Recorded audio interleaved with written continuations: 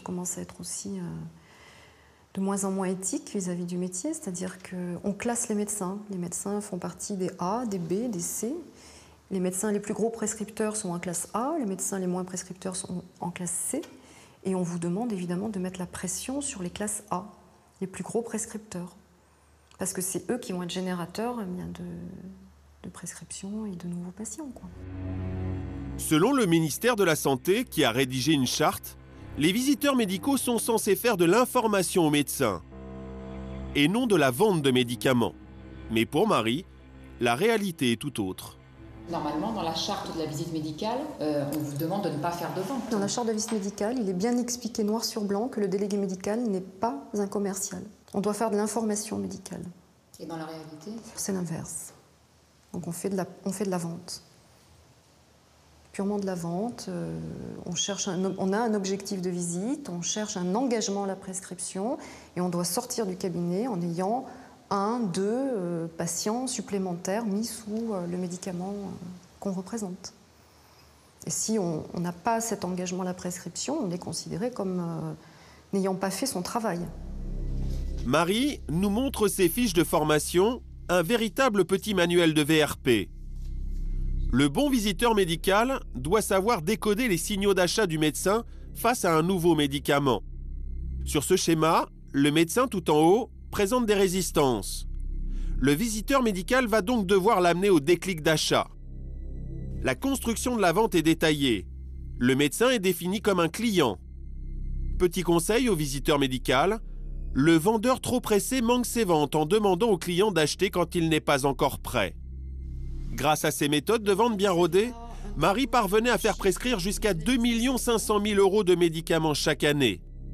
Régulièrement, lors de ses tournées, Marie était suivie par son directeur régional. Dans son évaluation, il l'encourage à continuer à faire preuve d'agressivité commerciale pour tenir les objectifs.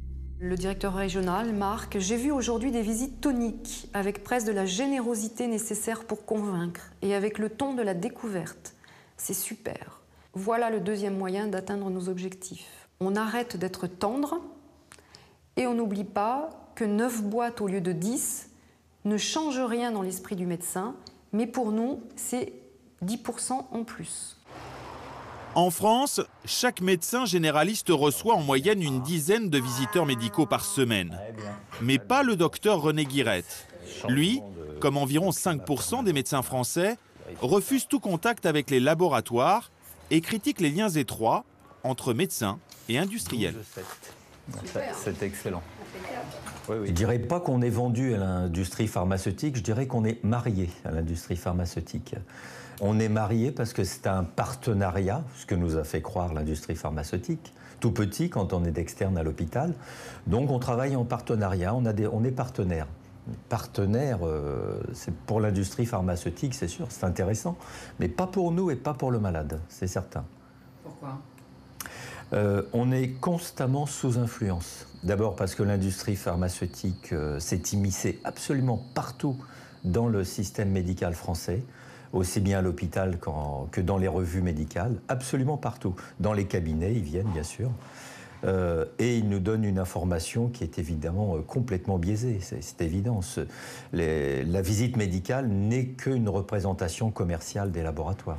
C'est Disneyland et le Club Med réunis l'industrie pharmaceutique. Les médicaments, ce sont des bonbons qui vont résoudre les problèmes et il n'y a pas d'effet secondaire, bien entendu.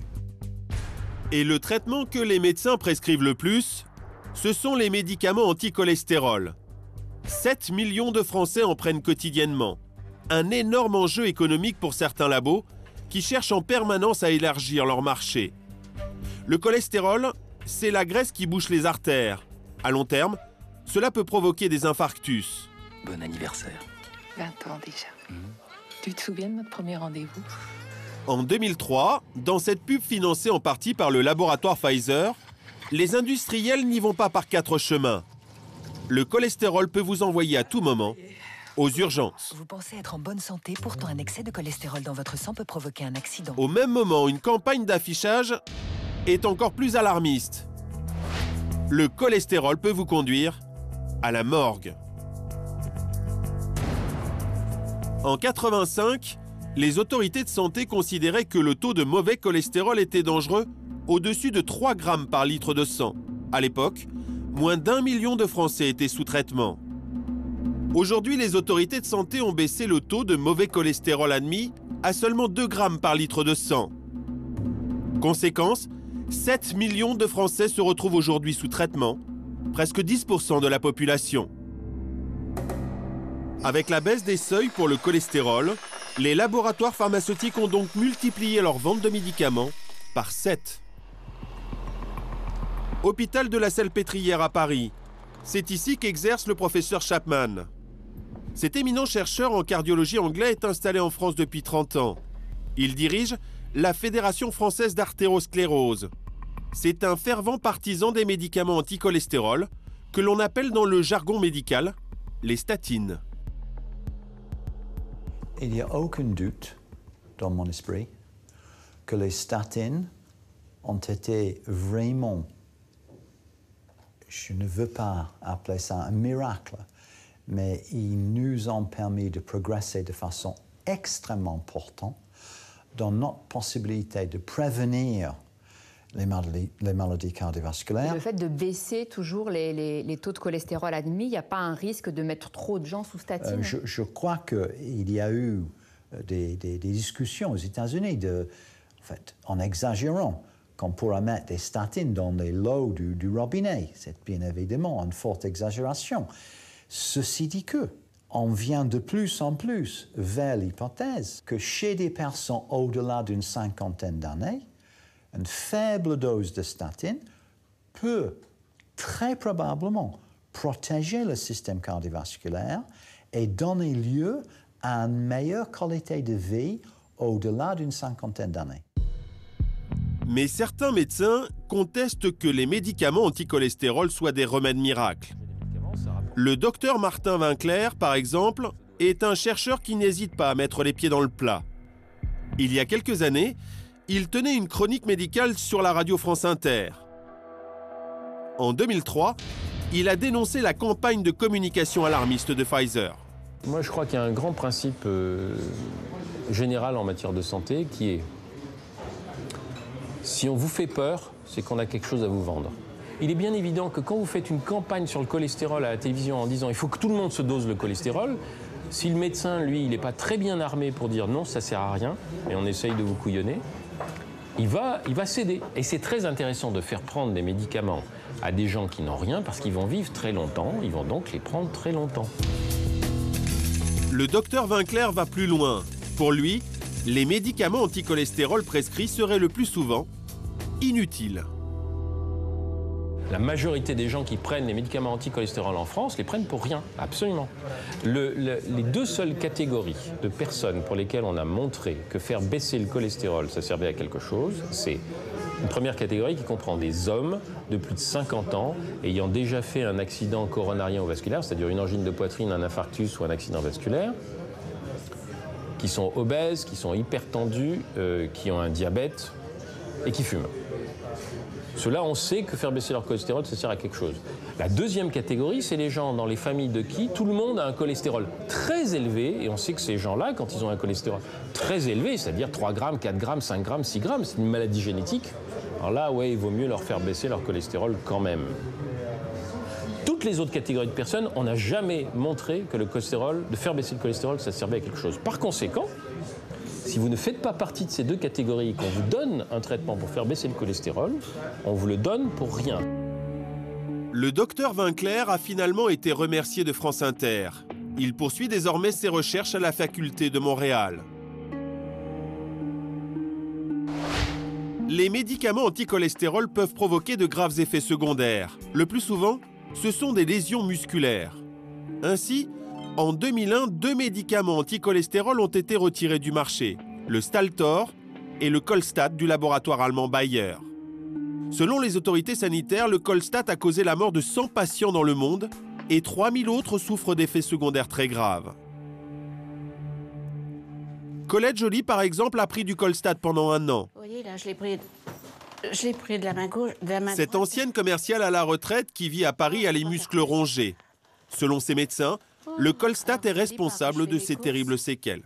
Oh là là, vous voyez, j'ai 1 tonne au bout des mains, 1 tonne. Là, au niveau des muscles, vous avez des séquelles encore? Oh, absolument. J'ai un moignon du fait que mon biceps a été coupé en 2, les tendons complètement abîmés, tout le bras, même sur le bras gauche, mais c'est surtout le bras droit qui est très, très, très abîmé. Et ça, c'est des effets secondaires que vous avez eus quasiment aussitôt après avoir pris le médicament? Tout à fait. J'ai commencé par avoir mal partout, partout. Et les douleurs musculaires, elles sont venues au bout de combien de temps? Très vite, et ça ne m'a jamais quittée. Vous avez bon espoir d'obtenir quelque chose quand même? Ben, je l'espère bien. Sinon, à quoi bon? Depuis le temps que je me bats, rendez-vous compte? Des années, des années, des années. Mais je ne lâcherai pas. Je ne lâcherai pas. J'irai jusqu'au bout. Colette Joly fait partie de l'association des victimes de médicaments. Elle se rend chez son avocat pour voir où en est sa plainte contre le laboratoire Bayer. Oh là là! Oh, je ne peux pas ouvrir ma porte. Elle voudrait faire condamner Bayer comme cela s'est passé aux États-Unis. Mais en France, l'espoir d'obtenir réparation est faible. Je peux vous dire la chose suivante. Qu'est-ce qui s'est passé aux États-Unis? Aux États-Unis, 3000 victimes, 1 milliard de dollars. En France, 10 000 victimes. Et à ma connaissance, nous en sommes à 0 €. Donc je crois que les choses sont claires. 10 ans plus tard. Aujourd'hui, il manque dans l'arsenal judiciaire français, il manque des actions collectives. Donc les laboratoires profitent de ce manque. Ils considèrent peut-être avec leur assurance qu'au bout de 10 ans, les victimes vont se décourager. Aujourd'hui, les statines sont une vraie poule aux œufs d'or pour l'industrie pharmaceutique. Car les médicaments anti-cholestérol doivent être pris au quotidien pendant des années. C'est une véritable rente. En France, ils rapportent 1 milliard d'euros chaque année au labo. Dans le monde, c'est un marché de plus de 10 milliards d'euros au total. Direction Barcelone, en Espagne. Congrès mondial de cardiologie, organisé et financé en grande partie par les laboratoires pharmaceutiques. 200 stands commerciaux et tout un espace consacré au cholestérol. 40 000 cardiologues sont venus du monde entier. Notre reportage est très encadré. Une chargée de communication nous suit en permanence. Nous devons tourner en caméra cachée les stands des industriels. Pour attirer les médecins sur leurs stands, les labos rivalisent d'imagination. Des flippers et des jeux vidéo qui permettent de gagner des petits lots, des quiz pour gagner des stylos et des agendas promotionnels. What do you have to do to get answer a quiz over there, and then I can give you a bag with all of. Ah, okay. That by reducing LDL cholesterol, we are able to also reduce the cardiovascular risk. Dans un amphithéâtre, le laboratoire japonais Kowa présente son nouveau médicament anti-cholestérol, la pitavastatine. Au micro, John Chapman, l'éminent chercheur en cardiologie que nous avions rencontré à l'hôpital de la Salpêtrière. Ses frais de déplacement et d'hébergement ont été pris en charge par le laboratoire japonais et devant ses collègues, le professeur fait l'article pour le nouveau médicament. Aujourd'hui, nous allons vous parler de la pitavastatine, un tout nouveau concept. Nous avons rendez-vous avec le docteur Michel Delorgeril. Ce cardiologue français, chercheur au CNRS, est reconnu dans le monde entier. Il a publié plusieurs ouvrages dans lesquels il dénonce la prescription abusive de statines. Pour lui, l'efficacité des médicaments anti-cholestérol est un mythe.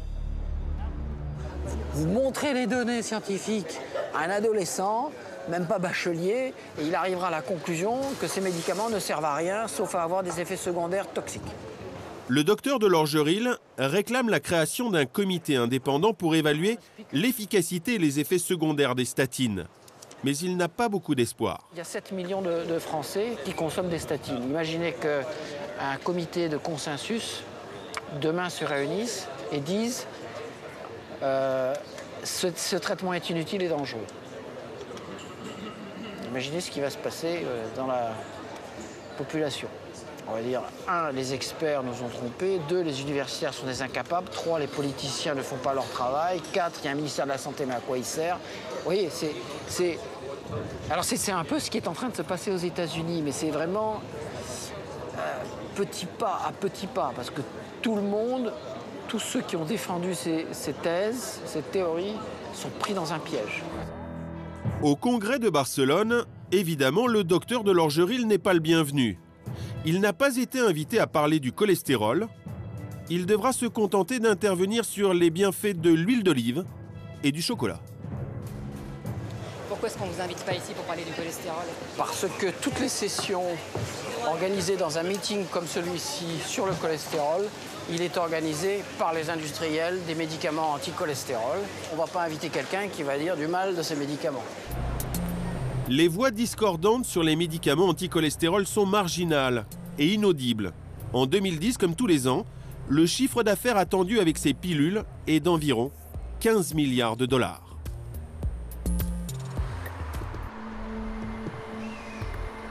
Le dernier jackpot des laboratoires pharmaceutiques, c'est le lancement des vaccins. Car les vaccins permettent de soigner toute la population, du bébé au vieillard, tout le monde y passe. Lors de la récente épidémie de grippe H1N1 par exemple, la France a commandé 98 millions de doses au début de la crise. Chiffre d'affaires initialement prévu pour les firmes pharmaceutiques, 700 millions d'euros. Au final, moins d'un vaccin sur 10 utilisé et une grosse polémique sur le coût et l'intérêt de cette campagne de vaccination. Pour mieux comprendre comment les vaccins arrivent sur le marché, retour sur le lancement d'un autre vaccin, le Gardasil du laboratoire Sanofi. Depuis 2006, une campagne de publicité alerte les Français sur une maladie dont on parlait peu auparavant, le cancer du col de l'utérus. Chaque année, 3500 femmes sont dépistées et 1000 femmes en meurent. Des spots inquiétants sont diffusés à la télé aux heures de grande écoute. Le papillomavirus, qui peut toucher la plupart d'entre nous, et dès l'adolescence. Mais des moyens de prévention existent pour éviter ce cancer.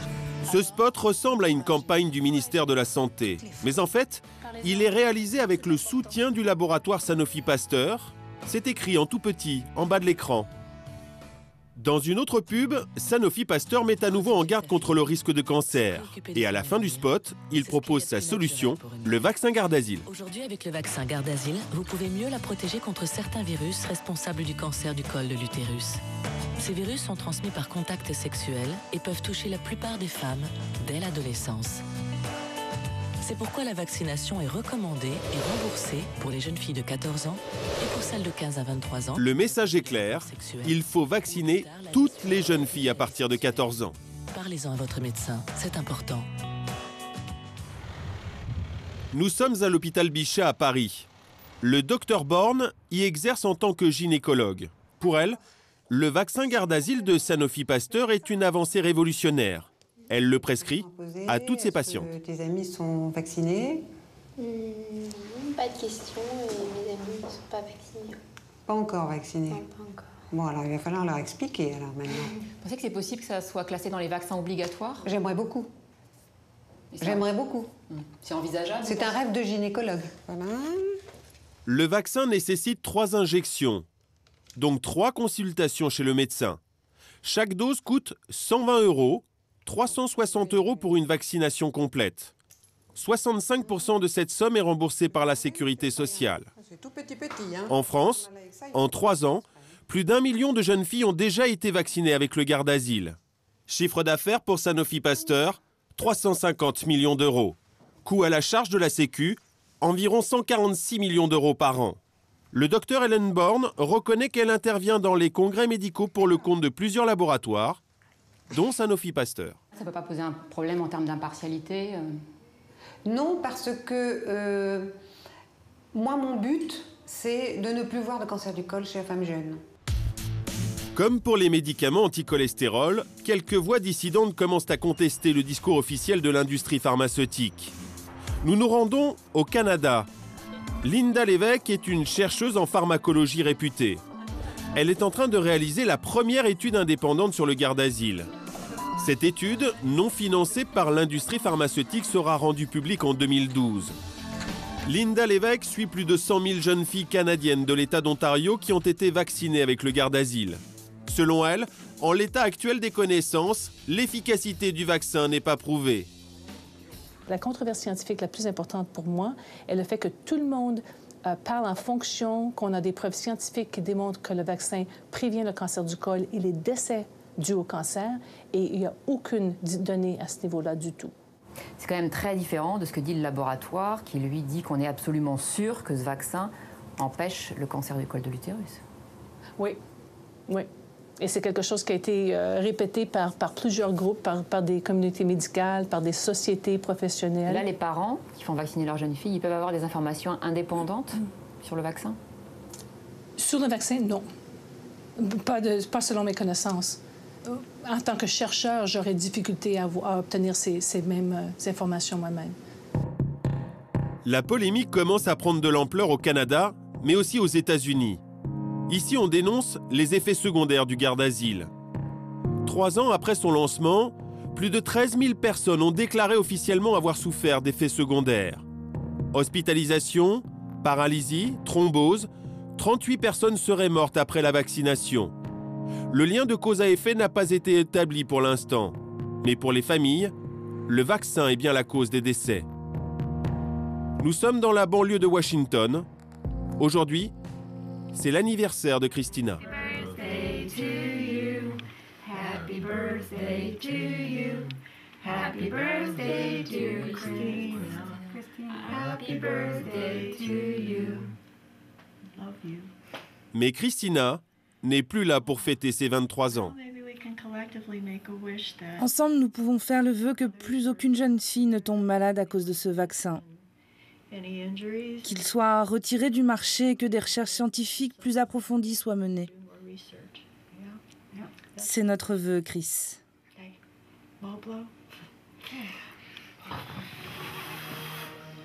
La jeune fille qui était jusque-là en pleine santé est décédée 12 jours après la 3e injection de Gardasil. Après la 3e injection, Chris a passé quelques jours à la maison, puis est retournée 10 jours à l'université.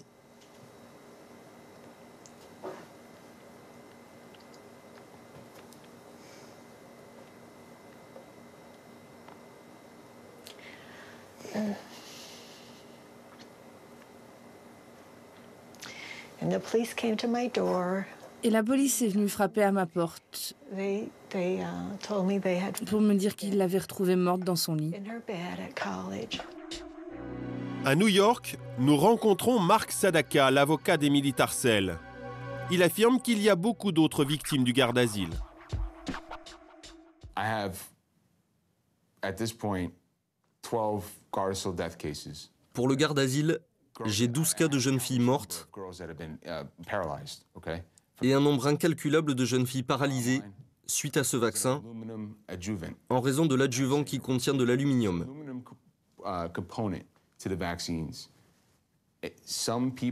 Chez certaines personnes, cela cause une réaction sévère de type allergique et ces personnes peuvent en mourir.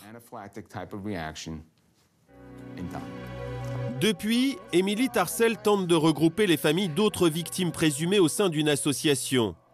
Elle veut porter l'affaire devant le Congrès américain, l'équivalent de notre Parlement. Elle espère obtenir un moratoire sur le Gardasil en attendant la publication des premières études indépendantes sur les effets secondaires du vaccin.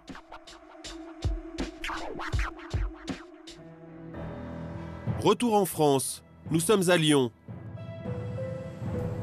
Ce centre de recherche développe de nombreux vaccins, dont ceux de Sanofi Pasteur.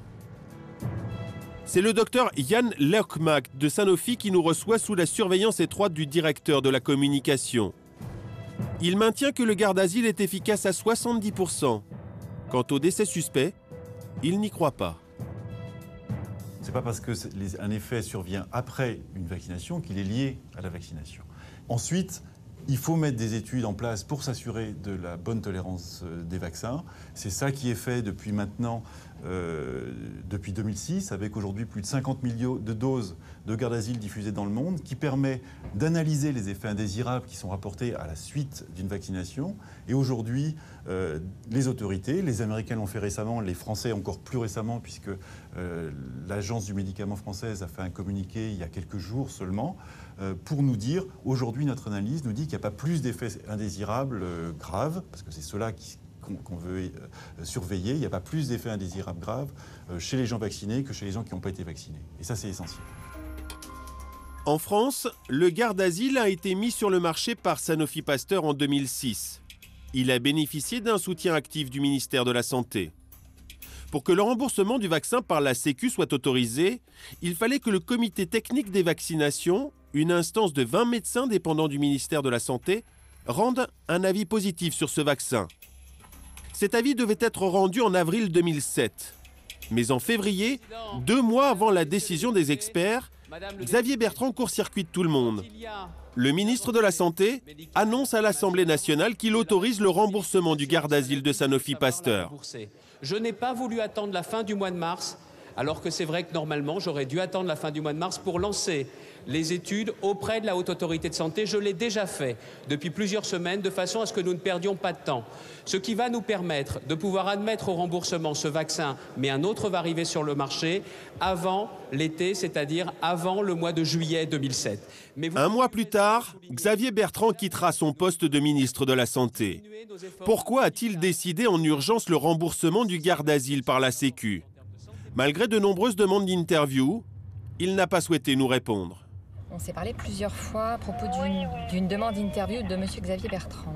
Xavier Bertrand attend l'avis d'une autre personne. Donc, je crois qu'il ne se sent pas le mieux placé en fait, pour faire quelque chose. C'est quand même, votre documentaire a l'air très spécialisé, enfin je sais pas comment dire, mais... Non, c'est vraiment grand public, c'est pas spécialisé. Ah oui. L'idée, c'est que comme c'est lui qui a pris la décision de lancer le remboursement du Gardasil, c'est vraiment lui qui doit s'exprimer sur ce point. C'est vraiment intéressant qu'il explique pourquoi est-ce qu'il a lancé le remboursement du Gardasil sans même attendre l'avis du comité technique de vaccination. Je pense que ce serait vraiment important qu'il puisse... Je vais rappuyer, j'attends, il voulait en parler à son directeur de cabinet. Sans réponse de Xavier Bertrand, et pour savoir ce qui a motivé le remboursement en urgence du Gardasil, nous prenons rendez-vous avec le professeur Floret. Ce chercheur est le président du fameux comité technique de vaccination. Concernant l'intervention de Xavier Bertrand à l'Assemblée nationale, il ne souhaite pas la commenter. Qu'est-ce qui s'est passé? Xavier Bertrand a autorisé le remboursement avant d'attendre l'avis du comité technique de vaccination? Je n'ai pas de commentaire à faire sur ce point, mais encore une fois, les experts ont leur rôle, mais le choix est du domaine du politique. Ça ne vous a pas choqué qu'il n'attende pas l'avis du comité des vaccinations? On n'est pas à quelques semaines près, c'est étonnant, non? Je n'ai pas à commenter les décisions des ministres et des politiques. En région parisienne, le docteur Guirette, le médecin qui refuse tout contact avec les visiteurs médicaux, connaît bien l'affaire du Gardasil. Pour lui, le vaccin a été lancé sans étude de grande ampleur pour connaître son efficacité réelle. On aurait dû faire une étude, je ne sais pas, sur 20 000 jeunes filles, sur déjà 10 ou 20 ans, et voir vraiment l'efficacité de ce vaccin, avec des gens consentants. Or, cette étude n'est pas faite sur des jeunes filles qui sont consentantes du tout. Donc c'est un essai grandeur nature, on verra bien ce qui se passe. Mais pour le professeur Floret, il n'était pas possible de faire autrement. On reproche à ce vaccin d'avoir un côté expérimental, ça vous paraît pas... Expérimental, le mot est fort, beaucoup trop fort, mais encore une fois, quand on lance un nouveau vaccin, un nouveau produit, on ne sait pas tout. Et on ne sait pas tout tant que le produit n'a pas été utilisé à large échelle. Il n'aurait pas été préférable d'attendre un petit peu, encore quelques temps, de savoir un peu mieux ce que donne ce vaccin dans l'avenir avant de le lancer comme ça à des millions de... Non, parce que si on avait vacciné une partie infime de la population, on n'aurait pas pu se rendre compte. En vaccinant toutes les jeunes filles, il sera donc possible de se rendre compte. En mars 2007, 2 mois après Xavier Bertrand, le comité technique de vaccination a finalement rendu un avis favorable sur le garde-asile. Pour information, en 2007-2008, sur les 20 membres du comité, 14 ont déclaré avoir des liens avec le laboratoire Sanofi, c'est-à-dire qu'ils ont participé à des études, rédigé des avis ou ont été invités en congrès par le laboratoire. 14 membres sur 20, dont le professeur Floret. Là, ce qu'on voit dans le conflit d'intérêts actuel du comité technique des vaccinations, c'est que sur 20 membres, il y en a seulement 6 qui n'ont pas de lien déclaré avec le laboratoire Sanofi. Oui. C'est pas problématique, ça? Tout dépend du type de lien. Le fait d'avoir participé à une étude sans rémunération personnelle, bon, l'industrie fait des choses qui sont des choses importantes. Hein. Quand vous devez autoriser tel ou tel vaccin, ça rentre forcément un petit peu en ligne de compte. Non. Non? Franchement, non. Quelques mois plus tard, en octobre 2007, Roselyne Bachelot, nouvelle ministre de la Santé, remet à Sanofi Pasteur le prix de la recherche pharmaceutique pour son vaccin Gardasil. C'est un grand plaisir, c'est vrai, de me retrouver devant vous pour remettre ce prestigieux prix de la recherche pharmaceutique qu'est le prix Galien, dont la réputation a dépassé nos frontières depuis des années. Vous me permettrez d'évoquer un souvenir personnel, puisqu'il y a quelques années, je travaillais dans un laboratoire pharmaceutique qui s'était vu remettre le prix Galien. Et je me souviens encore, comme si c'était hier, de la joie et de la fierté de l'équipe quand nous avions eu ce prix. Donc j'ai un sentiment de très grande fraternité avec les équipes qui sont là ce soir. Et ce succès qui fait honneur à La ministre faisait allusion à ses 12 années passées comme visiteuse médicale dans un grand laboratoire pharmaceutique, AstraZeneca. Expérience qu'elle ne fait pas apparaître sur son CV officiel du ministère de la Santé. Pour Sanofi, le chiffre d'affaires réalisé avec le Gardasil depuis son lancement est d'au moins 350 millions d'euros. En 15 ans, 200 nouvelles maladies ont été répertoriées dans le monde. L'an dernier, le secteur de l'industrie pharmaceutique a réalisé un chiffre d'affaires de près de 500 milliards de dollars et 300 nouveaux médicaments ont été lancés sur le marché français. Même en temps de crise, les perspectives restent bonnes. En 2010, l'industrie pharmaceutique envisage une croissance de l'ordre de 4%.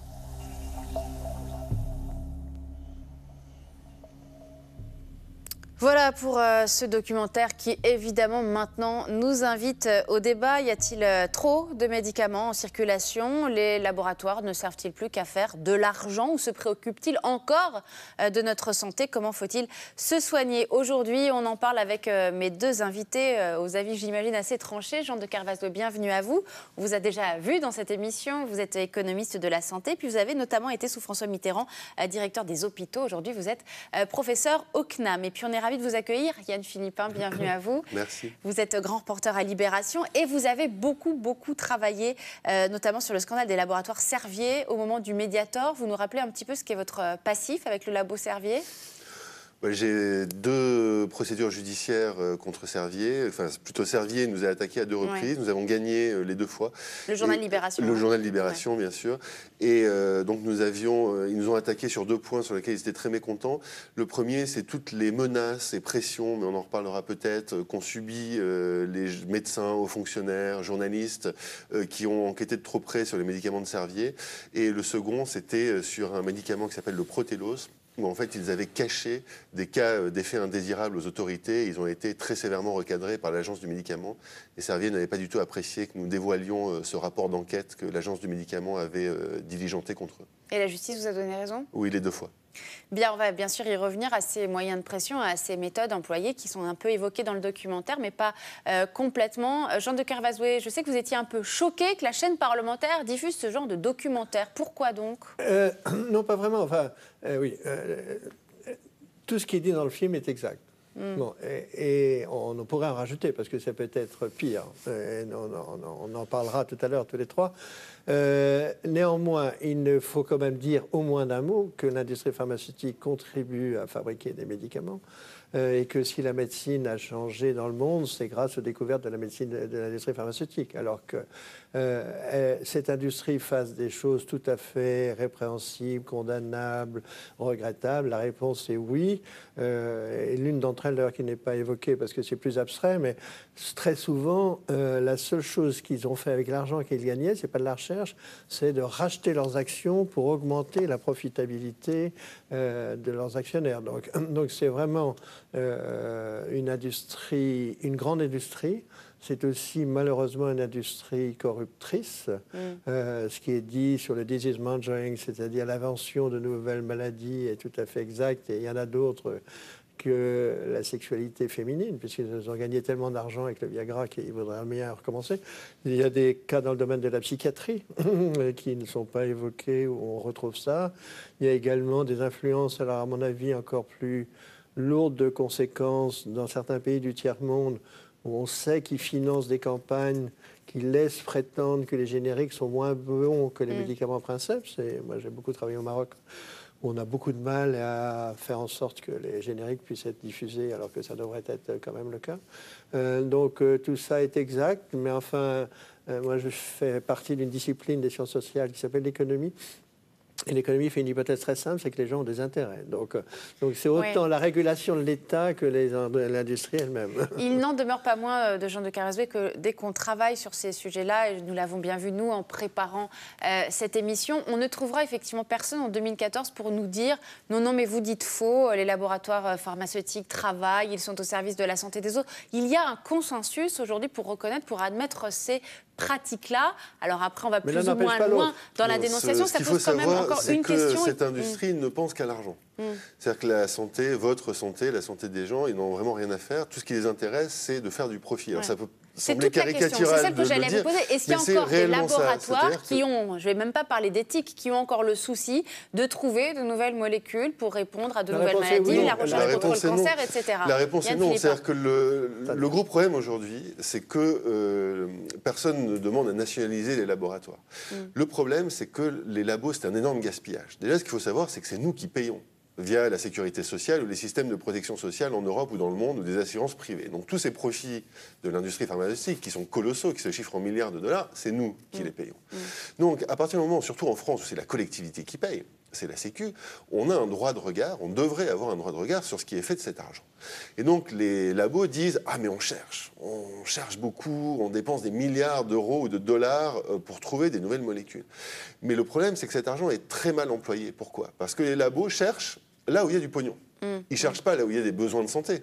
Ils cherchent là où il y a de l'argent à se faire. Et pour vous donner un exemple qui est celui des statines, donc ces anticholestérols qui sont cités dans le documentaire, le premier, les labos, comme c'est un très gros marché, ont fait tout ce qu'on appelle des MeToo. C'est-à-dire qu'il y a eu la première statine et ensuite tous les autres labos, vu que c'est un très gros marché, ont dépensé beaucoup d'argent pour mettre au point leur statine. Donc aujourd'hui, on a... le MeToo, expliquez bien ce que c'est aux gens qui regardent. Le MeToo, c'est vous prenez un médicament innovant, comme le Viagra par exemple, et en fait, comme tout n'est un brevet n'est pas une protection absolue, vous repatouillez la molécule. C'est une copie que vous réhabillez un peu différemment. Et en fait, c'est quasiment la même chose. C'est pas tout à fait la même chose, sinon vous violez le brevet, mais c'est quasiment la même chose. Et donc aujourd'hui, vous avez une dizaine de statines. Donc vous avez des milliards d'euros qui ont été dépensés pour mettre au point ces MeToo, ces copies, pour un intérêt de santé publique nul, parce que le premier suffisait. Et le système est criminel, pourquoi ? Parce que quand le labo sort son MeToo, donc cette molécule qui apporte rien de plus que la première, on va lui payer aussi cher que la première. Et donc ça, c'est une incitation des pouvoirs publics pour que les labos dépensent de l'argent là où on a déjà des solutions, au lieu de dépenser de l'argent là où il n'y a pas de solution. Et donc il y a un gigantesque gaspillage de milliards et de milliards d'euros, et qui fait que la recherche pharmaceutique des labos est aujourd'hui complètement stérile. Les statistiques le montrent, il n'y a quasiment plus de grandes innovations. C'est-à-dire que les labos cherchent beaucoup. Ça veut dire qu'elles vont venir d'où, Jean de Caresvé, les grandes innovations en matière de santé dans les années à venir, si ce n'est pas les labos? Et est-ce que vous êtes d'accord avec ce diagnostic? Ça viendra des labos, et ça vient d'ailleurs...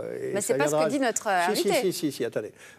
On est d'accord, mais je vais le dire autrement. C'est-à-dire qu'il y a maintenant 35 ou 40 ans, j'étais chercheur à l'école polytechnique et j'ai travaillé sur la cancérologie et la pneumologie. Et j'ai montré qu'il n'y avait aucun lien entre la recherche et les causes de mortalité, en Europe, hein, parce qu'il y a problème des pays du tiers-monde, c'est pire. Il y avait un lien faible entre la recherche et les causes de morbidité, et en revanche, un lien très très fort entre la recherche et le marché. Donc, l'industrie pharmaceutique fait de la recherche là où elle peut vendre. Avec autrefois en plus des médicaments qui ont été surprescrits, parce que je reprendrai l'exemple des statines, et notamment sur les hypocholestérolémiants. Il a été démontré il y a très longtemps que, en fait, ils avaient un effet que si on avait au-dessus de 4 ou 5 grammes, mais l'industrie pharmaceutique dit c'est plutôt 2 grammes, donc elle pousse les médecins à prescrire. Il faut que nous parlions des médecins. C'est toute la polémique qu'a lancée le professeur Even, notamment avec son guide des médicaments inutiles. Il a tenu un discours très virulent contre les statines, d'ailleurs. Est-ce qu'il faut aussi dénoncer ce genre de médicaments? Qu'est-ce que vous pensez du professeur Even? Je pense du bien, c'est un vieil ami, mais non, il a raison de dire que les statines sont surprescrites. On aurait tort de laisser penser que les statines sont inutiles. Dans certains cas, elles le sont beaucoup. Alors, si vous voulez, le problème, et pour revenir à notre pays, donc, à mon avis, les grandes découvertes vont venir de la Chine, des États-Unis et peut-être de la France, où on a quand même une grande entreprise mondiale, et des biotechnologies, d'ailleurs, qui mettent beaucoup de temps avant de... Tout ce qu'a lancé Sanofi, ça a été des flops mais si vous voulez, le gros problème, c'est que dans notre pays, la politique du médicament s'est limitée à autoriser ou ne pas autoriser, il ne s'intéresse pas du tout à la prescription. Alors, si on prend l'exemple du Mediator que nous connaissons tous les deux, on s'aperçoit que non seulement ce médicament était dangereux, mais qu'il était prescrit à 85% en dehors des autorisations de mise sur le marché, données que l'assurance maladie avait, et que les variations de prescription entre les départements français variaient de 1 à 10. Donc, si vous voulez, ce qui est fou, c'est que on ne contrôle pas la nature des prescriptions et qu'on ne distingue pas la position de l'assurance maladie et la position industrielle. Alors, c'est ce que font très bien les Anglais. C'est-à-dire la NHS britannique est très, très dure, mais par ailleurs, les Anglais ont des grandes entreprises qui financent. Alors, on a l'impression, effectivement, en regardant ce film, en vous écoutant, qu'il y a une sorte de gigantesque comme ça, collusion organisée. On va essayer un peu de découper les différents acteurs de cette grande chaîne de corruption que vous avez l'air de nous décrire. Parlons tout d'abord des visiteurs médicaux dont il est question dans le film. Il y en aurait 20 000 en France. Question très basique, Yann Philippin. Qu'est-ce qui oblige aujourd'hui un médecin généraliste à recevoir des visiteurs médicaux? Rien, mais si vous voulez, les visiteurs médicaux, c'est que l'une des facettes du système. En fait, ce qu'il faut dire pour résumer, c'est que les labos sont organisés de manière militaire, avec énormément d'argent, pour créer la plus grande collusion possible avec les médecins à tous les niveaux. C'est-à-dire les visiteurs médicaux, c'est le bas de la chaîne. C'est le bas de la chaîne. C'est les gens qui font l'article, comme un représentant qui viendrait vous vendre des cravates, qui font l'article aux médecins de base. Mais ce qui est pour moi encore plus dangereux, c'est ce qui se passe à l'échelon du dessus. Mais j'aimerais bien qu'on remonte la chaîne, justement. Parlons d'abord justement de ce maillon qui est tout en bas, mais en même temps qui est très important, puisque la prescription viendra de là ensuite. Oui, c'est de la promo, c'est simple. C'est qu'un visiteur médical, même si évidemment... Mais qu'est-ce qui fait qu'un généraliste se sent dans l'obligation d'en recevoir quelques-uns? Voilà, j'y viens juste après. Yann Philippin, puis je vous donnerai la parole, Jean de Carmesdonne. Le problème, c'est que par manque de moyens, l'État, en fait, a sous-traité tout ce qui a trait à l'information et même à la formation des médecins au labo. D'accord. Parce qu'il n'y a pas de sous. C'est-à-dire qu'un médecin, pour se tenir au courant, il est obligé de fréquenter ses visiteurs médicaux. Il n'est pas obligé, mais c'est tellement plus simple pour lui de recevoir le visiteur médical qui va être sympa avec lui tenir un discours agréable, plutôt que d'aller se plonger des heures et des heures dans les rapports officiels pour voir si telle ou telle molécule est efficace ou non. D'accord.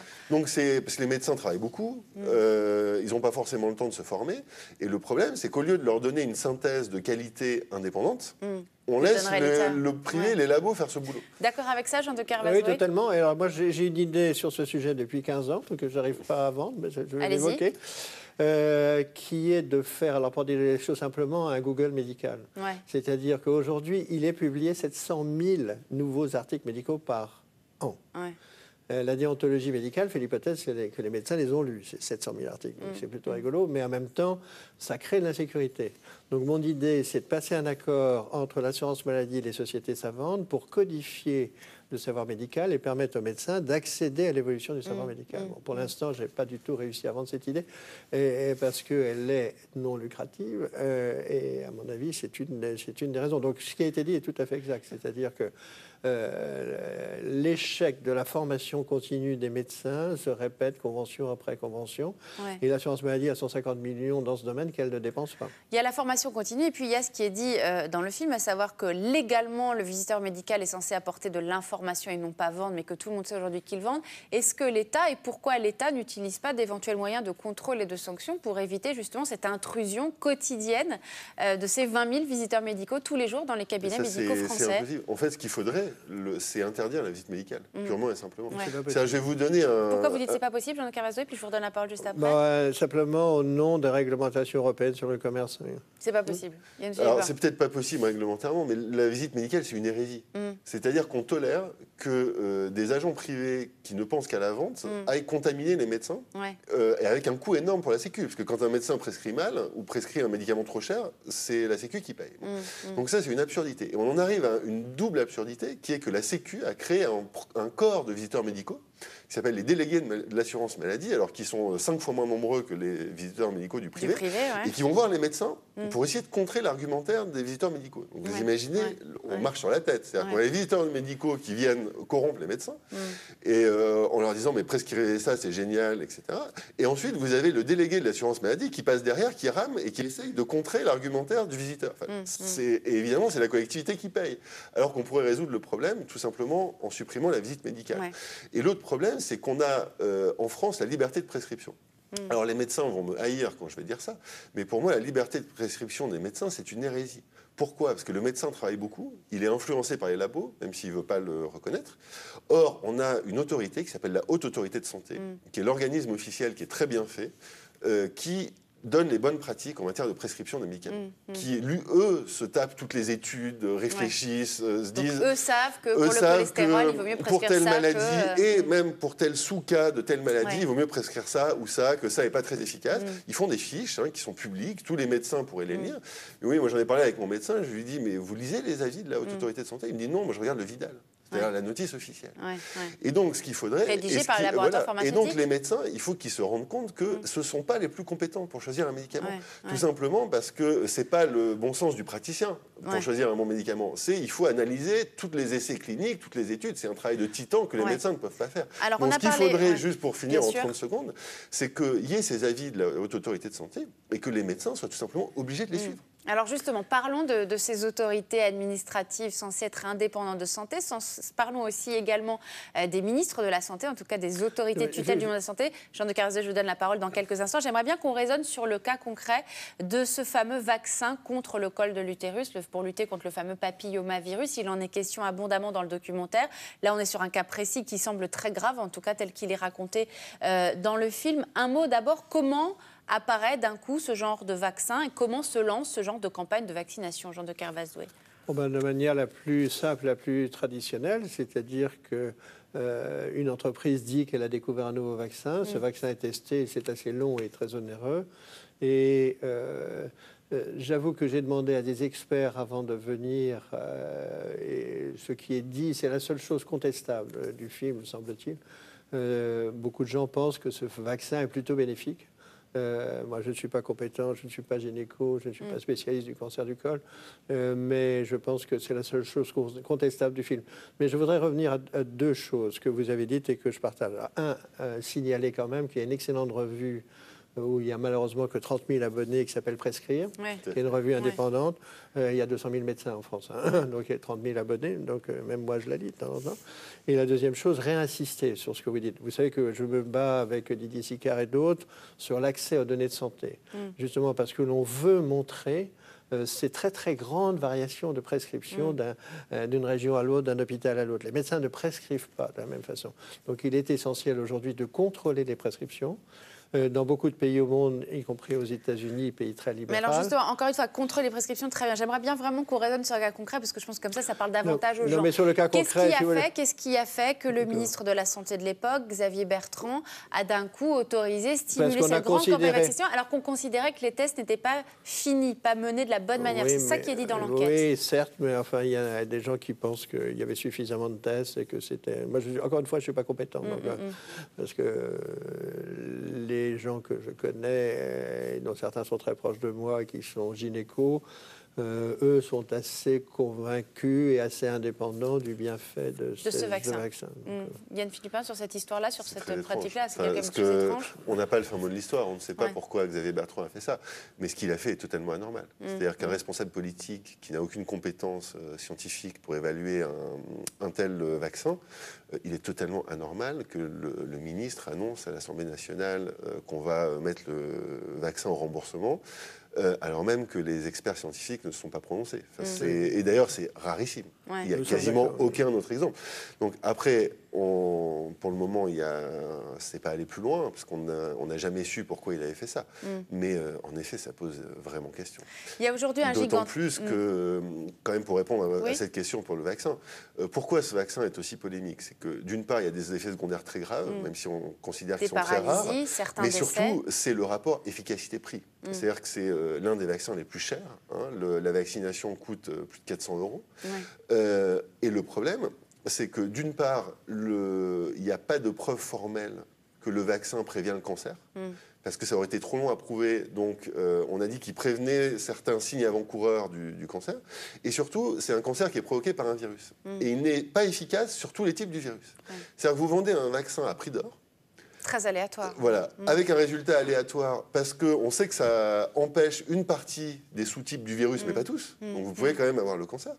Et donc, Et en plus, il y a une méthode, elle, très efficace, bien qu'un peu plus archaïque, qui s'appelle le frottis, que toutes les femmes connaissent, et qui, elle, est parfaitement efficace. Et pourtant, dans les cabinets gynécologiques, il y a eu de très, très grosses pressions des gynécologues. Je pense qu'on a tous en tout cas, eu des histoires comme celle-ci, de gynécologues qui vraiment incitaient avec beaucoup, beaucoup de virulence à vacciner les jeunes filles. Alors, ces gynécologues, c'est parce qu'ils ont été convaincus par la campagne, ou est-ce que parce qu'il y avait des intérêts autres? Comment vous voyez les choses tous les deux? Moi, je crois que vous avez tout à fait raison. C'est-à-dire que la méthode des frottis marche très très bien, c'est une méthode co-efficace et que le vaccin est discutable comme beaucoup d'usages. Pourquoi c'est payé très cher un truc qui ne marche pas à tous les coups. Je repose ma question. Ces gynécologues qui ont fait le forcing je n'ai pas de réponse à votre question, c'est pour ça que je n'y réponds pas. Moi, j'en ai une. C'est qu'en fait, pour tous les médicaments, même les plus pourris, même ceux qui se sont révélés après coup les plus dangereux, vous trouvez toujours de ce qu'on appelle les leaders d'opinion, donc c'est ce que je disais tout à l'heure sur la couche du dessus, qui sont des grands médecins hospitaliers qui sont payés d'une manière ou d'une autre par les labos, soit directement, soit en argent, soit en subvention de recherche, en congrès, en tout ce que vous voulez, en contrat de consulting. Voit très bien dans le documentaire. Et qui en fait se transforment de facto en tête de gondole. C'est-à-dire qu'ils sont payés pour faire la promo, ensuite les médecins de ville. Et qui iront déjà faire du battage dans les médias, à la télé, dans les congrès, pour dire que tout ça est formidable, qu'il faut le prescrire, que c'est génial, que c'est une révolution. À chaque fois que vous... Si vous voyez le nombre de révolutions qui ont été retirées du marché, je pense notamment à la Compliade de Sanofi, par exemple, ou d'autres, le Vioxx, qui a fait des milliers de morts cardiovasculaires du laboratoire Merck, et le Mediator. Et la fameuse pilule anti-obésité dont il est fait mention dans le film, avec d'ailleurs une certaine complicité des médias, puisqu'on voit que les pour répondre à votre question, à chaque fois qu'il y a un grand lancement de blockbuster, de médicaments qui doit rapporter au moins 1 milliard d'euros par an, vous avez des médecins qui acceptent de jouer les têtes de gondole pour les labos. Alors eux vous diront qu'ils sont indépendants, que le nom de l'argent qu'ils touchent n'influe en rien leur jugement, mais c'est totalement faux. Pour terminer ce débat, à la fois avec ces polémiques énormes évidemment qu'il y a pu y avoir au moment du Mediator, avec tout ce qu'on lit de plus en plus souvent sur les laboratoires pharmaceutiques, il y a encore eu là tout récemment un scandale Sanofi aux États-Unis, il y a une sorte de discrédit comme ça général qui est porté aujourd'hui sur les professions de santé, en tout cas sur les laboratoires pharmaceutiques, mais aussi d'une certaine manière sur le milieu médical en général, avec notamment ces grands congrès tels qu'on peut les voir dans ce documentaire. Est-ce que ça change quelque chose dans notre notre rapport à nous, consommateurs de santé, à notre consommation de santé, Jean de Kervasdoué, ce Alors, discrédit j'allais généralisé? dire oui, malheureusement, parce que les gens, dans ce halo d'informations où apparaissent surtout les informations négatives, les gens ont du mal à faire du tri. Et donc, une des choses très graves qui est en train de se produire en France aujourd'hui, c'est le recul de la vaccination. Qui est pour vous directement lié à tout ce qui est dit sur les scandales de la vaccination? Et puis le débat qu'il y a eu au moment de la grippe H1N1 sur les vaccins réservés aux femmes enceintes avec adjuvant, sans adjuvant. Et malheureusement, ça a conduit pour la première fois, après la canicule 2003, mais en 2012, l'espérance de vie des femmes en France a été constante parce que il y a eu 1 million de personnes, et surtout des femmes, qui ne sont pas fait vacciner. Donc il y a aujourd'hui une remise en question du bienfait des thérapeutiques qui, dans certains cas, sont réels. Et malheureusement, ce halo se produit, et notamment parce que l'État, et parlons de nous, de notre État, de la France, on n'est pas capable de faire le tri, on n'est pas capable de contrôler les prescriptions, on n'est pas capable d'imposer que les normes de la HAS deviennent la loi et pas l'exception. Et vous voyez toujours l'image que je reprends sur la politique du médicament, c'est quelqu'un qui va à un concert, dit c'était comment le concert hier soir? Il dit les violons étaient bien accordés. Alors, la moindre des choses, c'est que les médicaments soient efficaces.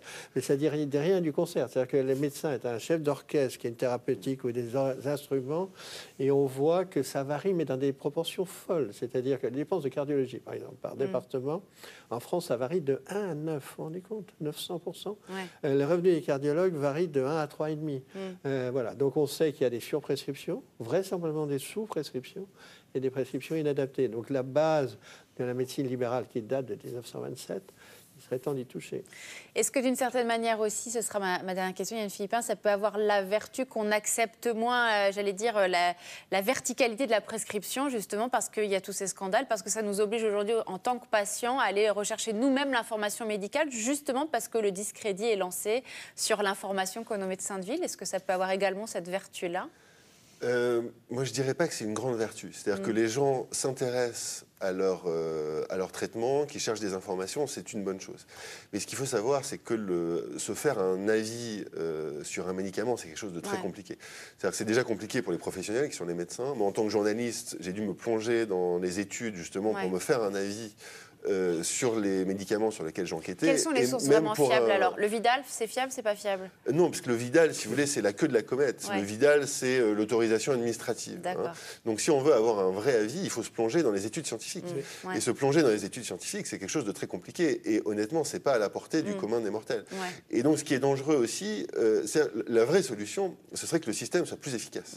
C'est-à-dire que les médecins prescrivent mieux, que le filtre qui sélectionne les médicaments en amont, voilà, que le filtre en amont soit plus efficace, que les médecins prescrivent mieux, parce que honnêtement, le citoyen moyen, c'est extrêmement difficile pour lui d'avoir un avis efficace, et ça peut même être contre-productif, c'est-à-dire d'avoir peur pour rien. Des choses comme ça. Donc je pense que malheureusement, enfin, parce que c'est compliqué, ce serait plus aux autorités d'avoir le bon avis. Un chiffre. Et ce qui serait mieux, c'est l'amélioration du système. Vous avez le mot de la fin, Jean de Kervasdoué? Oui, tout à fait. Un chiffre pour finir, c'est-à-dire que si on prescrivait les médicaments en France comme on le fait en Norvège ou au Luxembourg. C'est-à-dire on ferait 270 € d'économie par habitant et par an, c'est-à-dire 18 milliards. Mais parce qu'ils prescrivent comment, en l'occurrence, dans ces pays-là? Ils prescrivent mieux. Qu'est-ce que ça veut dire, prescrire mieux? C'est-à-dire s'assurer, si vous voulez, en France, par exemple, 90% des consultations sont suivies d'une prescription. Dans les pays du Nord, c'est 40%. Donc on sait que, et on croit qu'un bon médecin est un médecin qui prescrit, alors que dans les pays protestants, c'est assez catholique. Donc les pays catholiques ne croient plus en Dieu, mais croient beaucoup en la médecine. Et les pays protestants croient toujours un peu en Dieu, mais et croient aussi à la rigueur, et que dans certains cas, on dit, écoutez, comme le disent les Anglais, si on vous donne quelque chose, vous en avez pour une semaine. Si on vous donne rien, vous en avez pour 8 jours. C'est une excellente formule de fin. Merci beaucoup, Jean de Kervasdoué. Merci beaucoup, Yann Philippin, d'être venu réagir à ce documentaire sur les laboratoires pharmaceutiques, documentaire qui fait débat et qui va continuer, j'en suis sûre, de faire débat sur les réseaux sociaux. Merci à vous de nous avoir suivis. Et évidemment, je vous donne rendez-vous dès la semaine prochaine, même endroit, même heure, pour un nouveau documentaire, un nouveau film qui, forcément, et je l'espère, fera débat. Ciao.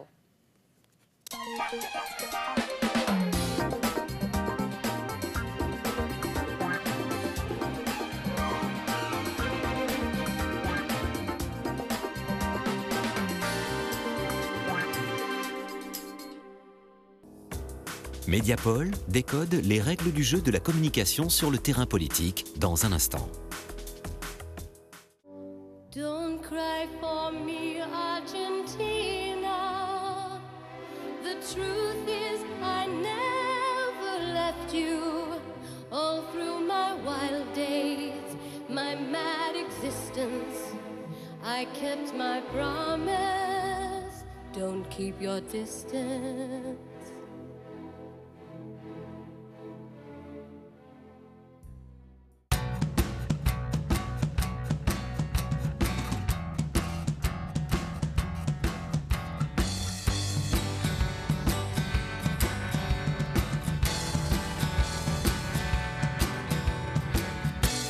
Bienvenue dans Mediapol, l'émission qui décrypte la politique vue par les médias, tous les médias. Et tout de suite, le sommaire.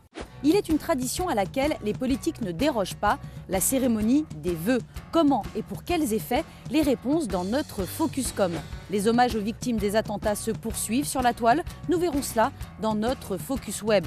Et en fin d'émission, nous irons rendre une petite visite au graffeur C215 et ce sera dans notre Focus Culture.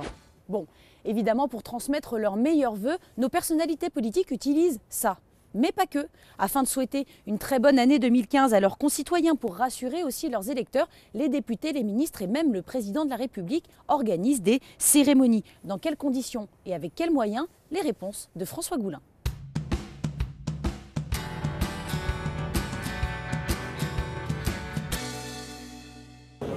À vous, pareillement, mesdames. À Maison Lafitte, les vœux sont une institution et le maire en est le chef d'orchestre. Alors, oui, mais le maire, il va t'engueuler. T'es en retard, t'es en retard. Allez, avance. Jacques Millard reçoit, comme chaque année, ses administrés à l'hippodrome, avec un petit mot pour chacun. Salut, Robiane. Bravo pour ce que tu fais. L'élu a supprimé toutes les autres cérémonies de vœux, économie oblige, et notamment le repas avec les employés municipaux. Il les a plutôt réquisitionnés pour s'occuper du buffet.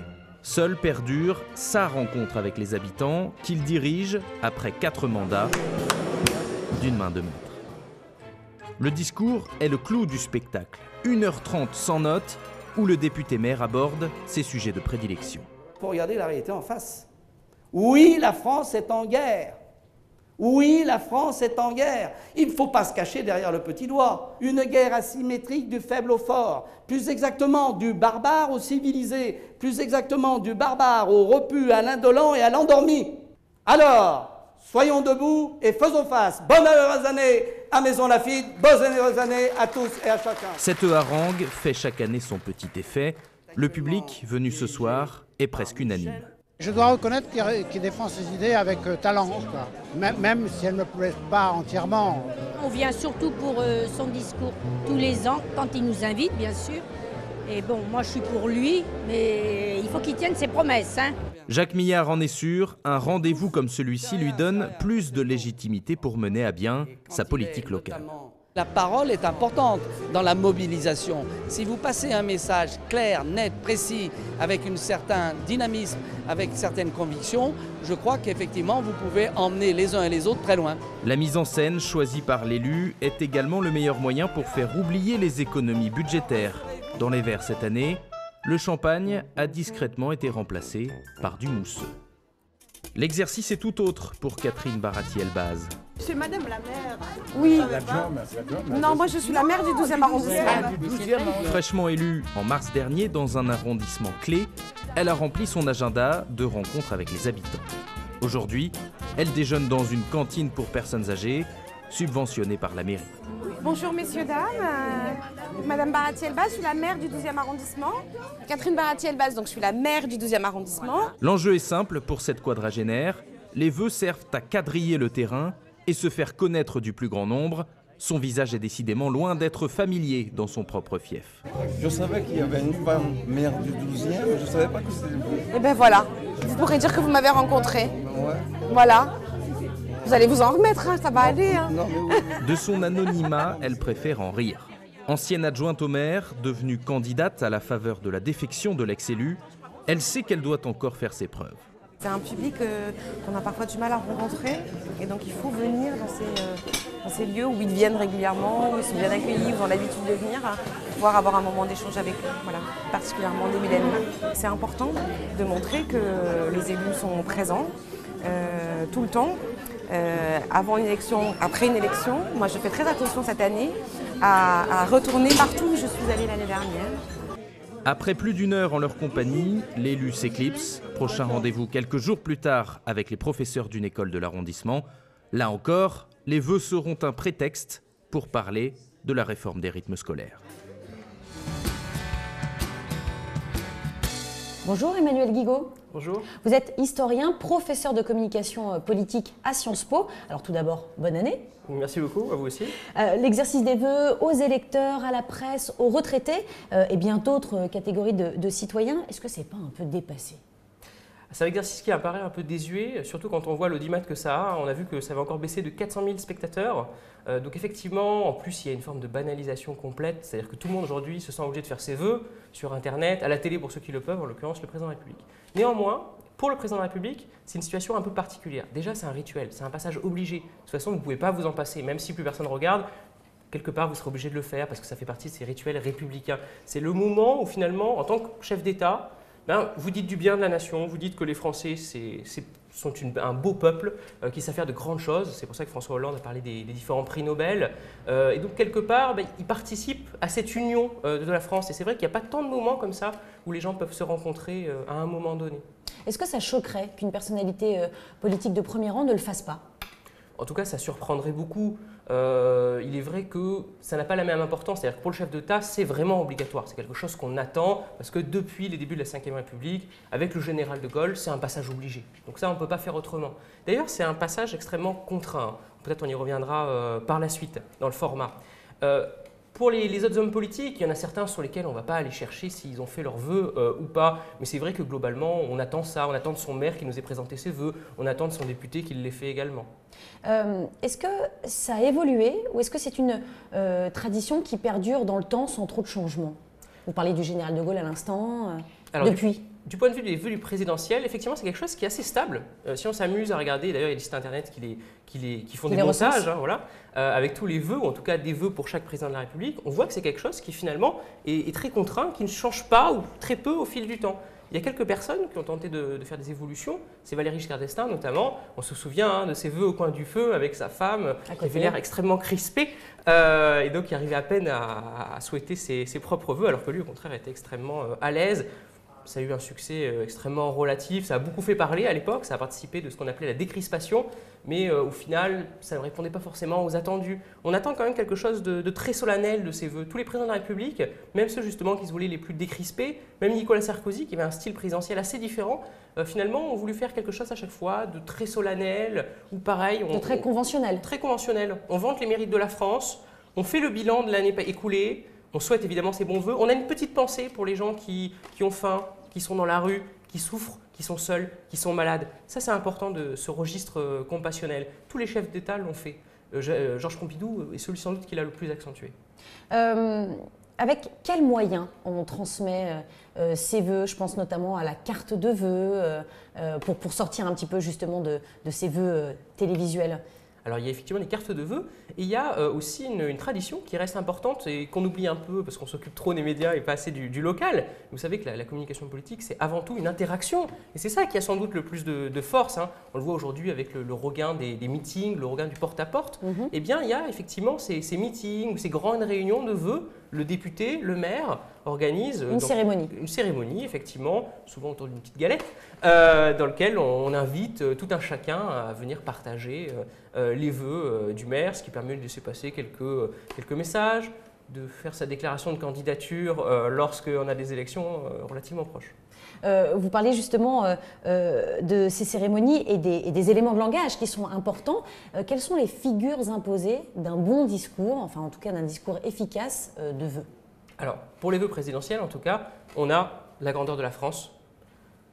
Nous sommes un grand pays, donc nous avons, là en l'occurrence pour François Hollande, eu des prix Nobel, donc nous savons faire des choses, il faut arrêter de se flageller. Et ça c'est intéressant parce qu'on peut se dire que c'est important dans une période de crise telle qu'on la connaît depuis les années 70, Ben non, en fait, ça a toujours existé. Même le général de Gaulle, ça n'étonne pas de sa part, était dans le discours évidemment grandiloquent de la grandeur de la France, de ses capacités, etc. Mais surtout, il montrait, il soulignait lui-même déjà à l'époque que si on disait que la France était en déclin, etc., ben non, il ne fallait pas le croire, elle est encore capable de grandes choses. Donc c'est un rituel, c'est un passage obligé. Il y a également tout ce qui est bilan de l'année écoulée et en général petite autoflagellation, y compris du temps du général de Gaulle. Hein. C'est très amusant. Donc dans son discours je crois que c'est celui de 67, donc il dit effectivement il y a des gens qui vous disent que finalement le franc est trop haut, qu'il y a de l'inflation, etc. Mais quand même regardons les choses telles qu'elles sont. La réalité est différente. Nous avons réussi à faire ceci, nous avons réussi à faire cela. Donc ça aussi c'est un passage obligé, un petit peu d'autoflagellation. D'ailleurs, on remarquera que François Hollande l'a un peu moins fait que d'habitude. Il s'est plus mis dans le registre de « c'est moi qui ai pris des coups, mais je tiens le cap ». Est-ce que l'originalité, vous en parliez un petit peu en début de cette interview, est-ce que l'originalité peut payer ? C'est compliqué parce qu'il y a des choses qui sont vraiment attendues, qui font partie d'un passage obligé, mais il y a des éléments à la marge qui changent. On a beaucoup commenté l'histoire du bureau vide. Là, il y a une forme de retour à la tradition quelque part. C'est-à-dire que c'était effectivement le format qu'avait utilisé le général de Gaulle, Georges Pompidou, Valéry Giscard d'Estaing par la suite, après ses vœux, et puis François Mitterrand. Donc, cette idée de faire des vœux derrière un bureau et de manière assise. Alors que François Hollande, dans ses premières interventions, avait décidé de reprendre le format chiracien en quelque sorte, c'est-à-dire debout derrière un pupitre. Donc là, il y a effectivement eu une évolution qui a une volonté très claire, c'est de dire on revient à la tradition, je suis un président solennel, je ne suis plus un président normal, je suis un vrai président. En termes de réalisation télévisuelle, je voulais justement qu'on compare les vœux de François Hollande 2014 aux vœux de François Hollande 2015. Pour ce faire, j'ai cette petite vidéo à vous montrer, on va la regarder ensemble.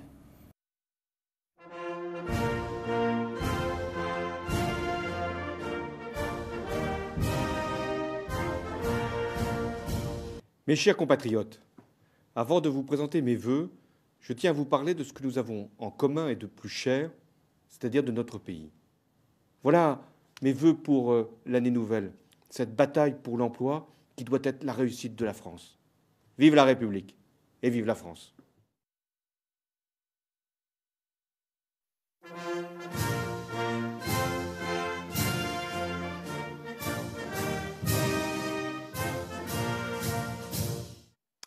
Mes chers compatriotes, c'est un message de confiance et de volonté que je vous adresse ce soir en vous présentant mes vœux pour la nouvelle année. Mais mon message, c'est celui de la confiance, confiance en nous, confiance dans toutes les forces de notre pays, confiance dans notre vitalité. Et c'est pourquoi je peux dire ce soir, vive la République et vive la France. Alors, on y revient, justement, vous l'expliquiez juste avant, le pupitre en 2014, le bureau en 2015, retour à la tradition. Oui, très certainement, et en plus on le voit dans les heures de la République. On voit toutes les dorures, on voit qu'on est effectivement dans les lieux du pouvoir. Alors que finalement, là on avait l'impression de ce président à nouveau à l'extérieur de l'Élysée, comme sur la photo officielle. C'est vrai. Donc là, il est dans les meubles, il est là, il est président et finalement c'est lui qui impose son propre pouvoir. Est-ce que, je pensais justement à ce plan assez fixe en 2014 et le fait qu'on voit la caméra un peu bouger pour 2015, est-ce que ça aussi c'est réfléchi, calculé ou... Très certainement. Très certainement. J'ai cru comprendre d'ailleurs que le réalisateur était celui de Fort Boyard. Donc là, je pense que lui aussi était habitué à ces plans différents. C'est toujours utile pour filmer quelqu'un qui est en train de chuter du haut d'un pont. Oui, très certainement, il y a cette volonté effectivement de donner un côté plus dynamique, surtout que lui-même était figé. On lui avait reproché d'être très agité dans les précédentes interventions. Il gesticulait beaucoup derrière son pupitre. Et là, effectivement, il a voulu donner un côté beaucoup plus posé. Donc la manière de contrebalancer ça et de ne pas perdre trop en rythme, c'était effectivement de multiplier les plans. Personnellement, j'avais un regret, c'est que j'ai trouvé que ça empêchait finalement le contact visuel entre le téléspectateur et le président. Donc on avait du mal à avoir ce contact permanent. On avait l'impression, d'ailleurs lui-même parfois cherchait sa caméra, il n'a pas toujours regardé la bonne. J'ai une dernière petite remarque à vous soumettre. Il ne faut jamais faire d'annonce dans un discours de vœux. Faire des annonces serait déplacé en termes de tempo, personne ne les retiendrait. C'est ce que juge un célèbre communicant qui s'appelle Philippe Moreau-Chevrolet. Qu'est-ce que vous en pensez ? effectivement, c'est une situation où, déjà, bon, on a vu, l'audimat est en déclin. En plus, on est dans une période où les gens ne sont pas forcément attentifs à ce que vous allez dire. Donc souvent, le plus simple, c'est de faire un discours assez stéréotypé. Je pense aux pauvres, je pense aux déshérités, et je vous souhaite des bons vœux. Parce qu'il y aura peu de reprises finalement. Et on a vu à quel point le seul message qui était passé, c'était cette fameuse déclaration universelle de l'environnement. Et ben, finalement, ça a fait pchit, comme aurait dit un autre président de la République, puisqu'il s'est passé tout ce qu'on a vu par la suite. On sait toujours que le début de l'année est un peu turbulent, qu'il se passe des choses. Bon, heureusement, il n'y a pas d'attentat chaque année. Mais voilà, ce n'est pas une bonne période pour annoncer des choses. Et les présidents qui l'ont fait, en général, ça ne s'est pas très bien passé pour eux. Je pense à François Mitterrand, qui en 1985 avait fait un discours très combatif, parce qu'il y avait les élections qui arrivaient. À venir, oui. Eh bien, merci beaucoup, Emmanuel Guigaud. Merci d'avoir accepté notre invitation. Et tout de suite, c'est Zaptic, partie 1.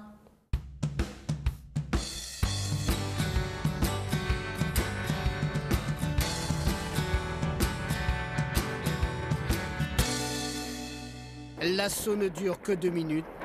Très vite, c'est le silence. Chérif et Saïd Kouachi ont été abattus après 2 jours de cavale. Lilian Lepère s'est trouvé à quelques mètres des frères Kouachi, sans jamais croiser leur regard. Oui, il boit juste au-dessus de moi. J'entends l'eau qui coule au-dessus de ma tête parce que j'ai la tête qui est collée contre l'évier. Je vois son ombre à travers le petit interstice de lumière de la porte. C'est peu avant 13h, à une quarantaine de kilomètres de la porte de Vincennes à Paris, qu'Amedi Koulibaly fait irruption dans l'hypermarché Cacher. Il ouvre le feu immédiatement à la Kalachnikov. Je vous entendais demander à quelqu'un combien il y a de personnes autour de vous. Ce sont des otages à qui vous vous adressez ou vous êtes Oui. Vous êtes seul? Oui. On peut apercevoir un homme surgir.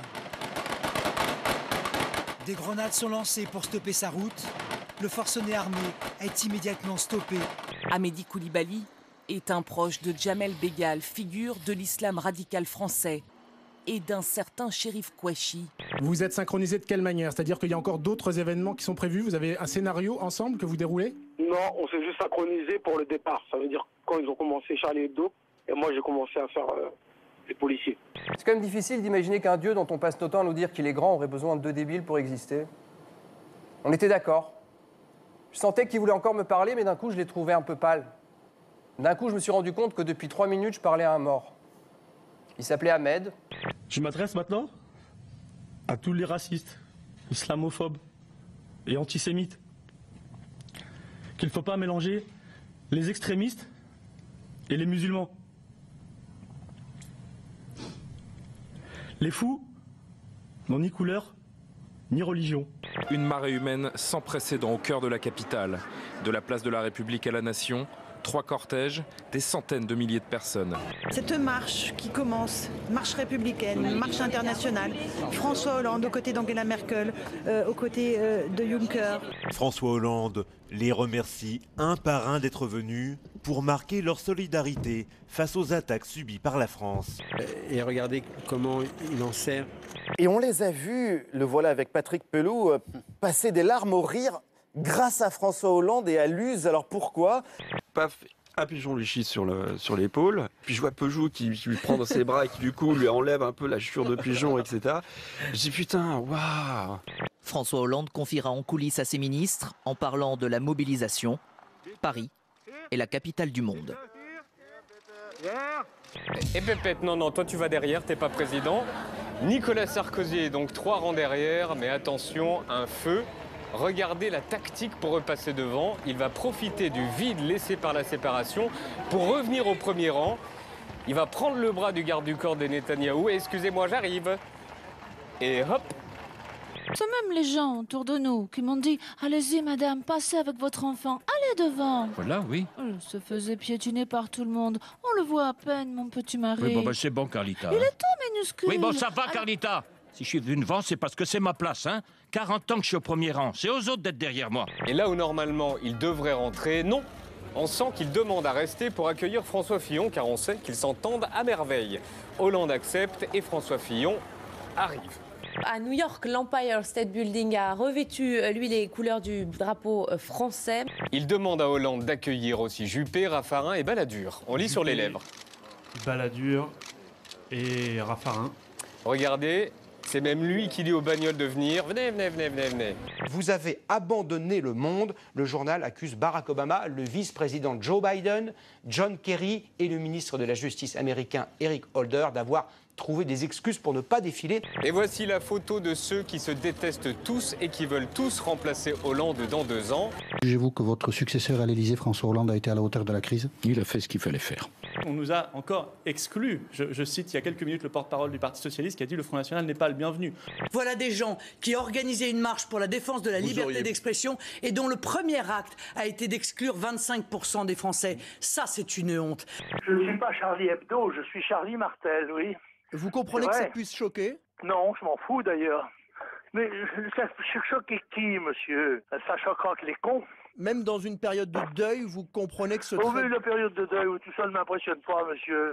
Un nombre record de militaires déployés sur le sol français, 10 000 soldats mobilisés dans les prochains jours pour prévenir tout risque d'attentat. Le plan Vigipirate reste à son niveau maximum à Paris. On va déployer l'armée sur les sites sensibles et le ministre de la Défense de lancer, si vous croyez que c'est facile. Si il y a eu décision de mobilisation de plus de 10 000 militaires, c'est parce que c'est une opération militaire. Parmi les conséquences des attentats, il y a cette cinquantaine d'actes anti-musulmans recensés en moins d'une semaine. La communauté musulmane s'inquiète de cette montée de l'islamophobie. Heureusement, je crois qu'ils ont compris qu'il fallait arrêter de faire l'amalgame. Surtout maintenant, ce qu'il faut faire, c'est pas avoir peur. Je pense que c'est le minimum qu'on doit à la mémoire de ces personnes assassinées. C'est ça. Leur montrer qu'on est unis, qu'on ne tolère pas la barbarie, qu'on a des valeurs, qu'on se battra pour et qu'elles vivront longtemps. Hommage, soutien, mobilisation un peu partout en France et à l'international se déroulent aussi sur Internet. Les attentats qui ont fait 17 victimes la semaine dernière ont touché au cœur chaque internaute. Pour rappeler nos valeurs et partager nos images, la toile continue de s'activer. Un sujet de Camille Vigogne.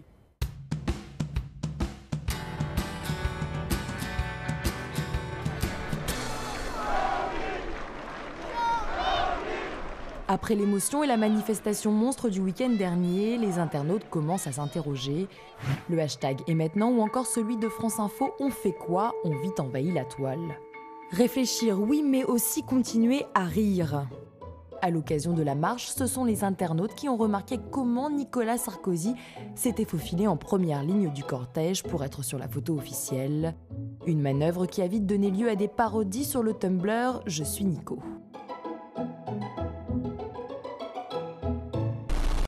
Autre buzz au sujet de ce cliché, cette une du journal israélien Amé Vasser. Le quotidien ultra-orthodoxe a tout bonnement supprimé les femmes présentes sur les lieux. Un photomontage qui révolte ou fait sourire, un site satirique irlandais a décidé de faire l'inverse en gommant les hommes. Le web reste l'endroit rêvé pour témoigner sa solidarité. Sur cette page Facebook intitulée « Dessine-moi Charlie », les internautes ont posté des centaines de dessins.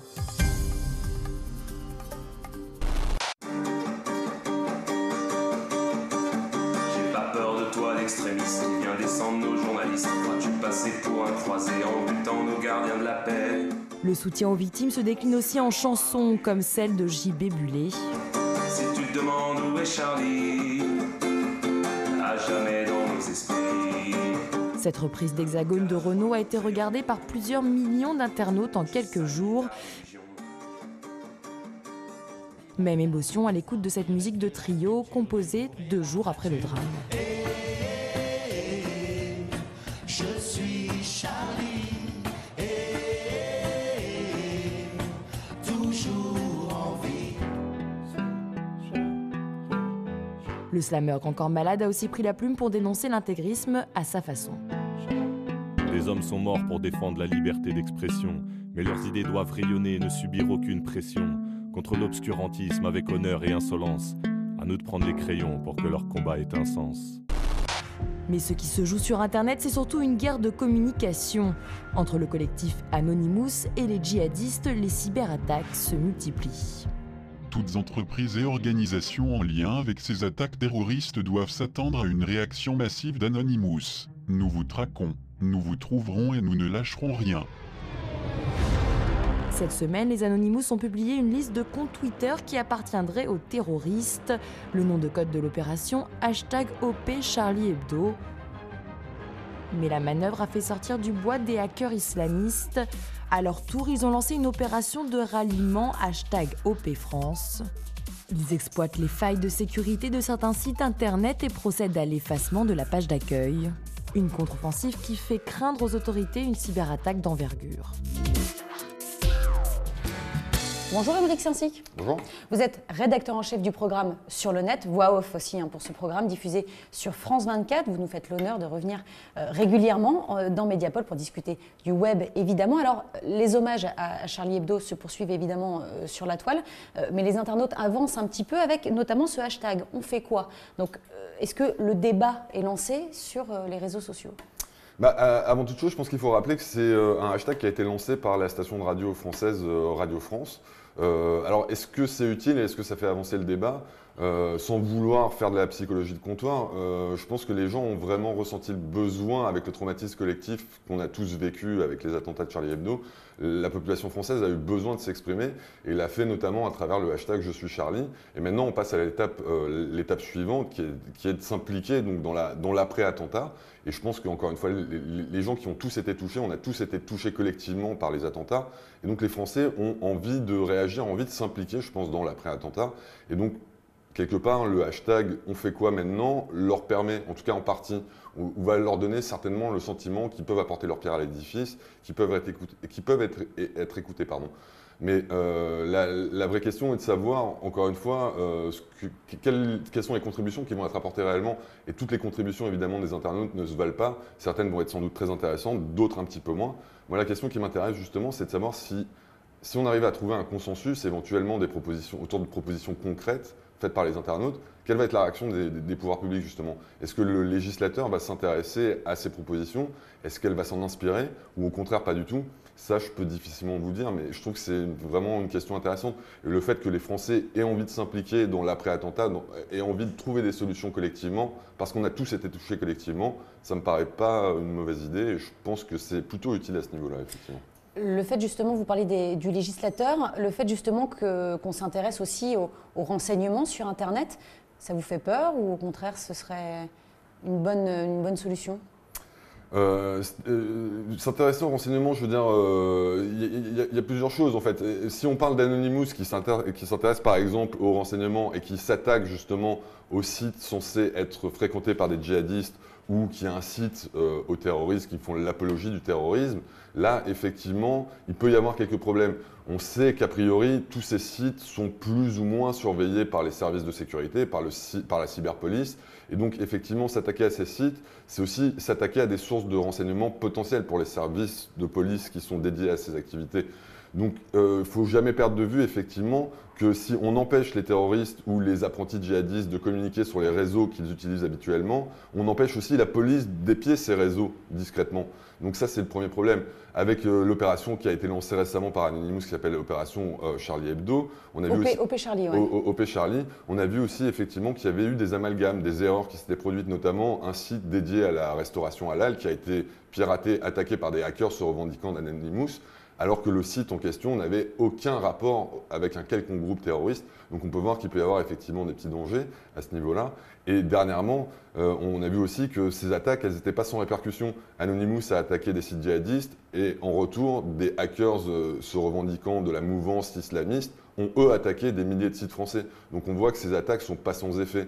Et je pense que c'est plutôt, au lieu d'avoir des internautes qui prennent la justice entre guillemets un petit peu entre leurs mains, je pense que c'est plutôt au pouvoir public de s'occuper de ça et éventuellement d'interdire l'accès à certains sites. Donc pour vous, Anonymous mène un mauvais combat? Moi je pense que leur combat dans l'absolu est animé par une bonne intention, mais encore une fois je ne suis pas certain que ce soit à des hackers individuels ou à un groupe informel de hackers comme peut l'être Anonymous de se faire justice eux-mêmes en fait. On l'a vu dans le sujet qui a été diffusé juste avant notre entretien, beaucoup d'artistes rendent hommage à Charlie Hebdo, mais on a gardé cette vidéo rien que pour vous, regardez. Je suis Cabu, je suis Tignou,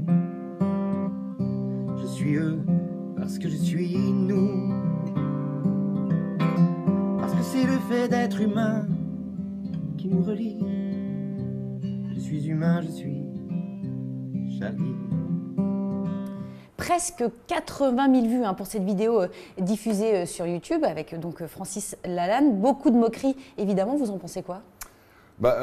Francis Lalanne, malheureusement pour lui, il attire les moqueries depuis un petit bout de temps sur Internet. Je veux dire, son côté un peu excentrique, un peu loufoque, a fait rire depuis un petit bout de temps les internautes. Après, moi personnellement, je trouve que l'initiative est plutôt sympathique dans l'absolu. Et moi, j'ai l'impression, enfin, je connais pas Francis Lalanne bien évidemment, mais j'ai l'impression qu'il est plutôt sincère dans sa démarche.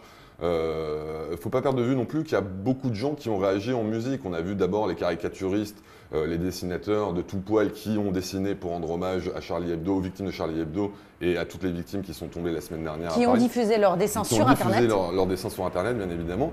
Et donc maintenant, c'est au tour des musiciens de réagir en chanson. Donc Francis Lalanne, qui est lui-même un musicien qui réagit en chanson, moi ça me paraît pas si surprenant que ça d'une part.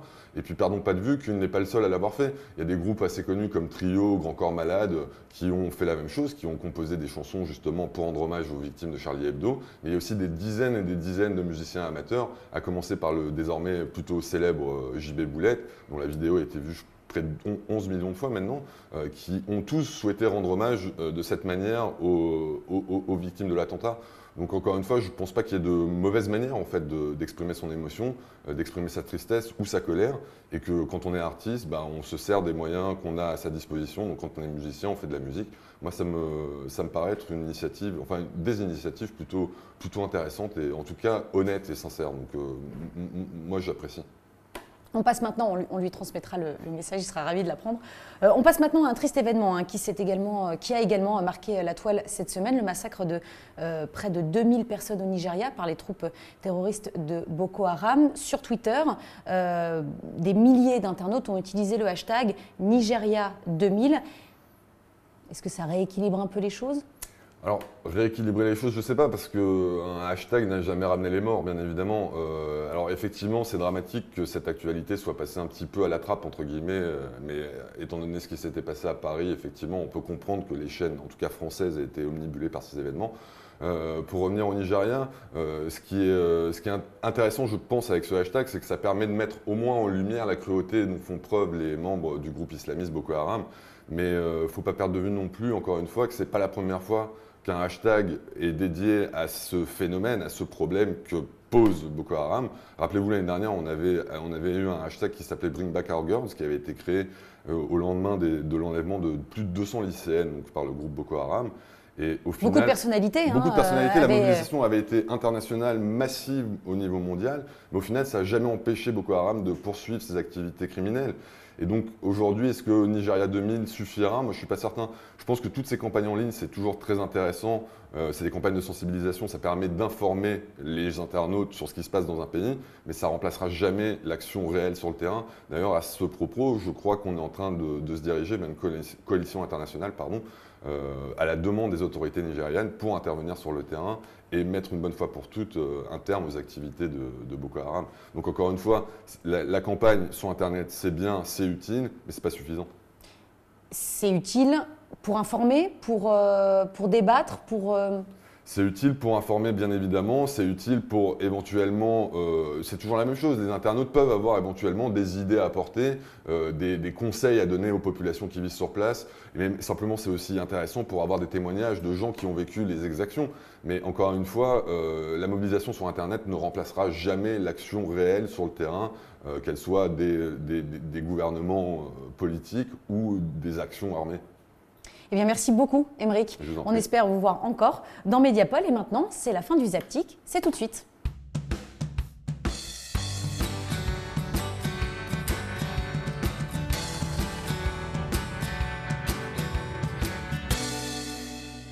Dès hier soir, la une était largement diffusée sur les réseaux sociaux. On la doit au dessinateur Luz, rescapé de la tuerie. Il a dessiné Mahomet, la larme à l'œil, tenant une pancarte « Je suis Charlie ». Je l'ai regardé.